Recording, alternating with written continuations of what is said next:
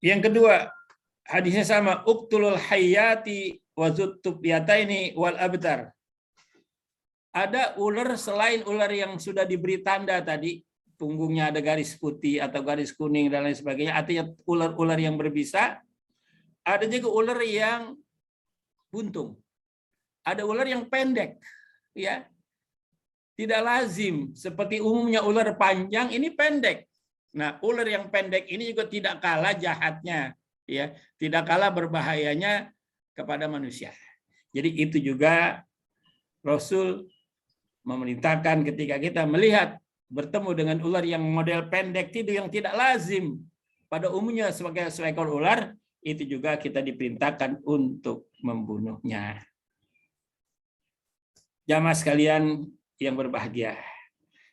Lalu di sini dijelaskan bahwa Ibnu Umar setiap dia bertemu ular, dia nggak segan-segan.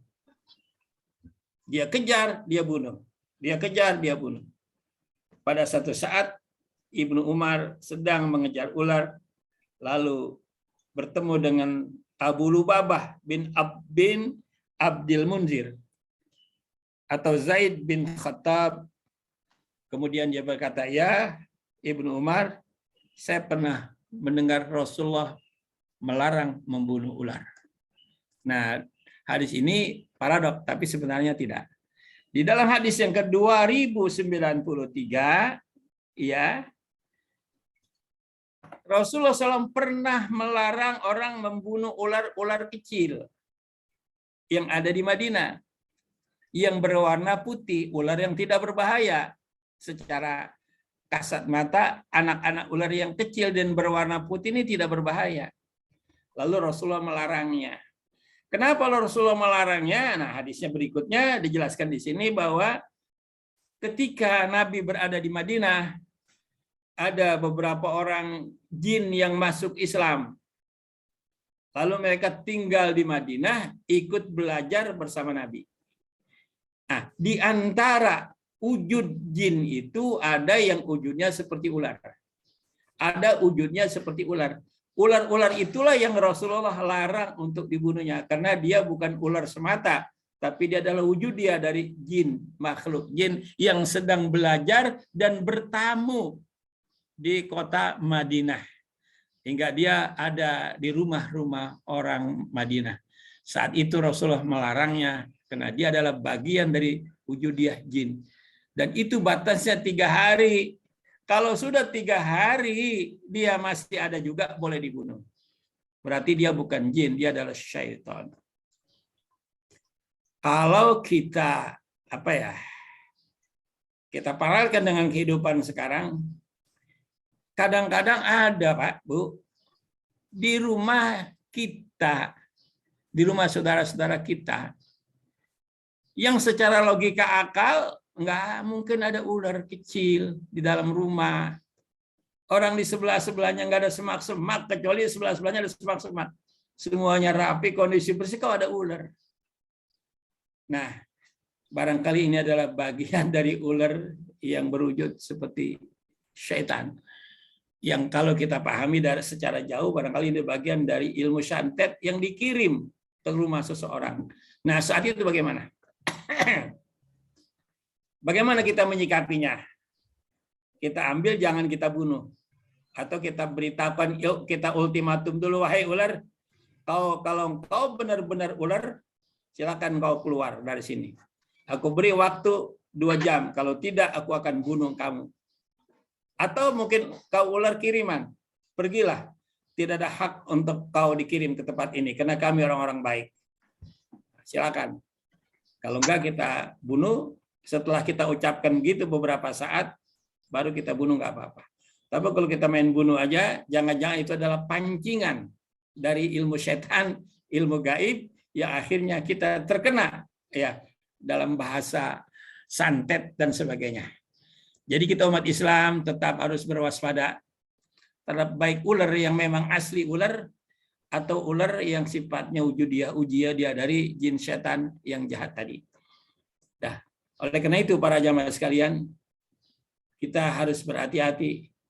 Dan orang yang sering membaca surah Al-Baqarah, di rumahnya, maka setan akan lari dari rumah itu. Oleh karenanya ada banyak hadis-hadis yang memberikan penjelasan bagaimana agar rumah itu aman dari ilmu santet, ilmu ini, ilmu itu, dan sebagainya. Maka banyak-banyaklah baca ayat kursi. Bagi ibu-ibu yang tidak sholat di masjid, dia sholat di rumah, jangan ditinggalkan wirid bacaan Nabi sholat. Ya, termasuk di dalamnya kulhu, setelah Fatihah, kulhu, falak, anas, kemudian awal surat Al-Baqarah sampai amanar rasulu. Dari awal surat Al-Baqarah sampai akhir surat Al-Baqarah. Tapi tidak semua ya. Artinya dua ayat yang terakhir amanar rasul dengan dua ayat, beberapa ayat yang pertama dengan ayat kursi dan seterusnya. Dengan cara itu rumah itu aman dari segala gangguan jin dan setan termasuk ilmu-ilmu santet. Jamaah sekalian yang berbahagia, itulah mengapa Rasulullah SAW memerintahkan kita untuk membunuh ular, karena ular itu sangat berbahaya, terutama bisa yang ada pada ular. Ada dari gigi ular itu, ada yang caranya dengan menyemprotkan bisa melalui bagian kepalanya, ada yang caranya melalui gigitan gigi taringnya, di situ ada lubang kecil, kemudian menyemprotkan bisa. Saking bisanya berbahaya itulah, maka Rasulullah memerintahkan kepada kita untuk segera membunuhnya agar tidak membahayakan kepada orang lain. Sudah, sampai situ dulu. Yang kedua, saudara-saudara sekalian, tentang cecak. An Amir bin Sa'din an abihi anna Nabiyya sallallahu alaihi wasallam amara bi qatlil wazari wasammahu Uwaisiqan. Rasulullah SAW juga pernah memerintahkan Sa'ad bin Abi Waqqas untuk membunuh cecak. Kenal cecak, Pak? Kenal cecak ya? Ada nyanyian anak-anak apa itu? Iya, cecak-cecak di dinding. Cecak itu kenapa diperintahkan oleh Rasulullah untuk dibunuh? Wasammahu Puwaisikon, dan dia dinamai si penjahat kecil. Puwaisik, penjahat kecil. Jadi termasuk penjahat juga.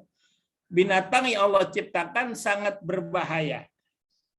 Nah, pada hadis yang berikutnya, qala man qatala wazaghan fi awwali darbatin kutibat lahu mi'atu hasanah. Barang siapa yang membunuh ular satu kali, membunuh cecak satu kali, maka diberi pahala 100 hasanat. Kalau dia membunuh ular kedua, membunuh cecak yang dua kali, maka dikurangi menjadi 70. Kalau dia bunuh lagi, dikurangi menjadi kurang lagi dari 70. Hadis ini menjelaskan bahwa begitu konsennya kita, begitu seriusnya Rasulullah untuk segera membunuh ketika melihat cecak banyak merayap di dinding kita. Karena kalau banyak cecak berarti banyak penyakit, banyak baksil, bakteri yang ditebarkan oleh cecak tersebut. Hingga Rasulullah memberikan seakan-akan seperti memberikan satu dorongan yang kuat, kayak ada sayembara. Siapa yang berani satu kali bisa bunuh, dapat pahala sekian, kalau yang keduanya bisa, dan ketiganya seterusnya. Bapak Ibu jamaah sekalian, itulah keterangan Rasulullah. Tinggal sekarang kita nih, secara ilmu kedokteran, coba diteliti. Ada apa pada binatang cecak sehingga bisa berbahaya buat manusia. Nah, ini saya meneliti, menyaksikan, mempelajari gitu. Ternyata saudara-saudara sekalian, kalau kita melihat cecak, pada buntut cecak itu ada bagian yang seperti kecil sedikit, nah di situ alat pemutus. Jadi maksud Allah mungkin kalau cecak diserang oleh binatang lain, pasti yang diambil buntutnya.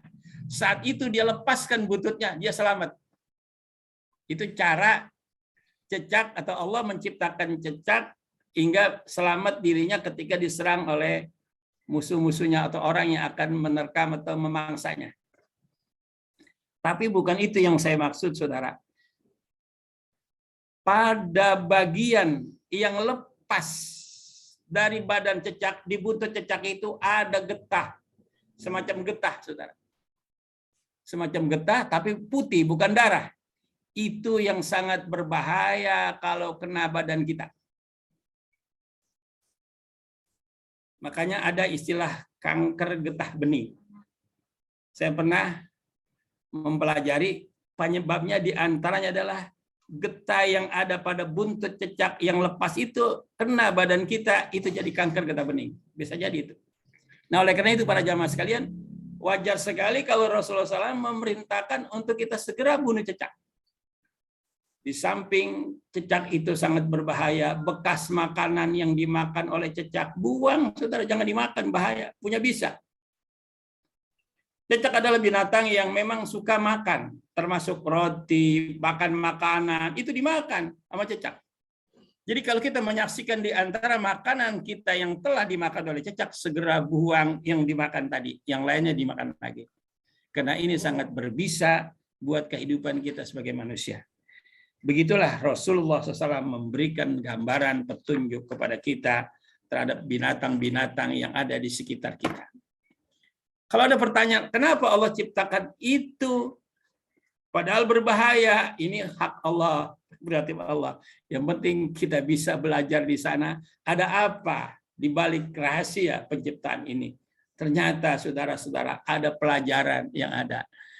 Para profesor-profesor kesehatan ya yang bisa meneliti ini semua jadi sumber rezeki. Ya, ciptakan obat, jadi ciptakan ini. Jadi ma khalaqta hadza batila, kata Al-Qur'an, apa yang Allah ciptakan tidak ada yang sia-sia. Semuanya bermanfaat. Di samping ada yang berbahaya, ada yang bermanfaat. Seperti seekor nyamuk saja, saudara. Orang-orang kafir, orang-orang munafik, apa Allah ciptakan nyamuk? Ternyata saudara, begitu nyamuk diciptakan, ada iman kita di dalamnya, dan ada pabrik obat nyamuk yang di dalamnya bisa menjadi sumber rezeki buat orang-orang yang bekerja di pabrik obat nyamuk. Jadi semuanya nih saudara, nggak ada yang sia-sia. Jadi kita pelajari saja, kita teliti saja apa yang diajarkan oleh agama kita, agama Islam yang bersumber dari Rasulullah dan Al-Quran, karena semua ini ada manfaatnya buat kita sebagai kehidupan sebagai manusia yang hidup di alam dunia ini. Amin ya Rabbal Alamin. Setelah itu saja pelajaran kita pagi ini. Mudah-mudahan bermanfaat. Insya Allah nanti pada binatang-binatang yang lain yang ada perintah untuk membunuhnya. Binatang halal dan haram dan sebagainya. Demikian para jamaah. Kita tutup aja di sesi pertama. Jadi jangan sesi kedua nanti tanya jawab.